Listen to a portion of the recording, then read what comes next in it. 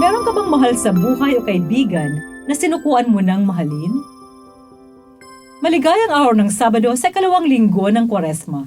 Purihin ng Diyos nating mapagpatawad at mapagmahal.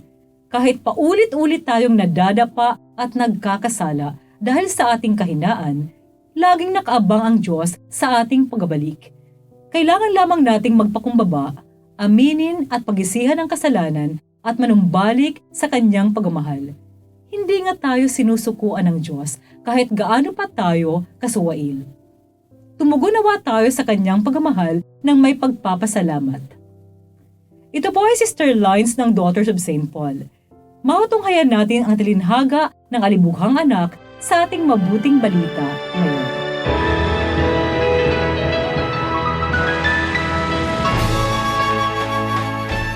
Lumapit kay Jesus ang lahat ng kolektor ng buwis at mga makasalanan para makinig. Kaya nagbulong-bulungan ng mga Pariseo at mga guro ng batas. Tinatanggap niya ang mga makasalanan at nakikisalo sa kanila. Kaya sinabi ni Jesus ang talinhagang ito sa kanila. May isang taong may 2 anak na lalaki. Sinabi ng bunso sa kanyang ama, Itay, ibigay niyo na sa akin ang parte ko sa mana. at hinati sa kanila ng ama ang mga ari-arian. Pagkaraan ng ilang araw, tinipon ng bunsong anak ang lahat ng kanya at naglakbay sa malayong lupain. Doon niya winaldas ang sa kanya sa maluwag na pamumuhay. Nang maubos na ang lahat sa kanya, nagkaroon ng matinding taggutom sa lupaing yun at nagsimula siyang maghikahos. Noon siya natauhan at nag-isip, Gaano karaming arawan sa bahay ng aking ama na labis-labis ang pagkain at namamatay naman ako dito sa gutom. Titindig ako, pupunta sa aking ama at sasabihin ko sa kanya, Itay, nagkasala ako laban sa langit at sa harap mo. Kaya tumindig siya papunta sa kanyang ama. Malayo pa siya nang matanaw ng kanyang ama at naawa ito. Patakbo nitong sinalubong anak, niyakap at hinalikan. Sinabi ng ama sa kanyang mga utusan, Madali, dalhin niyo ang dati niyang damit at ibihis sa kanya, sapagkat namatay na ang anak kong ito at nabuhay, nawala at natagpuan. At nagsimula silang magdiwang. Nagalit ang panganay at ayaw pumasok, kaya lumabas ang ama at nakiusap sa kanya. Anak, lagi kitang kasama at sa'yo rin ang lahat ng akin.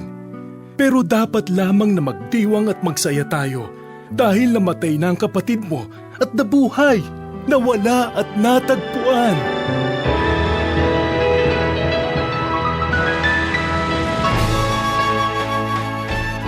Narinig natin ang akusasyon kay Jesus ng mga Pariseo at Eskriba. Nakikisalamuha si Jesus sa mga makasalanan at nakikisalo pa sa kanilang pagkain.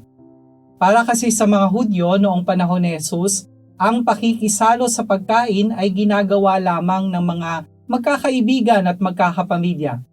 Ibig sabihin ba nito'y pamilya at kaibigan ang turing ni Jesus sa mga makasalanan? Oo, yun nga. Ang talinhagang narinig natin sa mabuting balita ngayon ay isang patunay na kahit ang may pinakamalaking kasalanan sa mundo ay may puwang sa puso ng Diyos. Dahil Diyos ang lumikha sa atin, alam niyang sa likod ng ating mga kasalanan ay isang pusong naghahanap ng kagalingan, liwanag, yakap at pagmamahal ng Diyos. Manalangin tayo. Ama, salamat sa hindi pagsuko sa amin.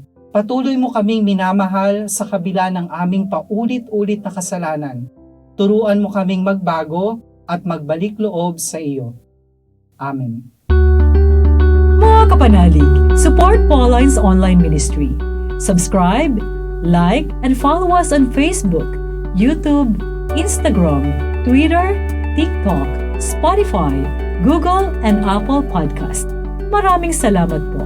At sa lahat na nagbe-message sa amin na humihingi ng panalangin para sa iba't ibang intensyon. Asahan po ninyong kasama niyo kami sa pagdarasal na ipagkaloob ng Diyos ang inyong mga kahilingan. Ito po muli si Sister Lines ng Daughters of St. Paul na nagpapaalalang walang hanggang pag-ibig ng Diyos ating pagnilayan. Bugtong na anak, hindi ipinagkait para sa ating kaligtasan.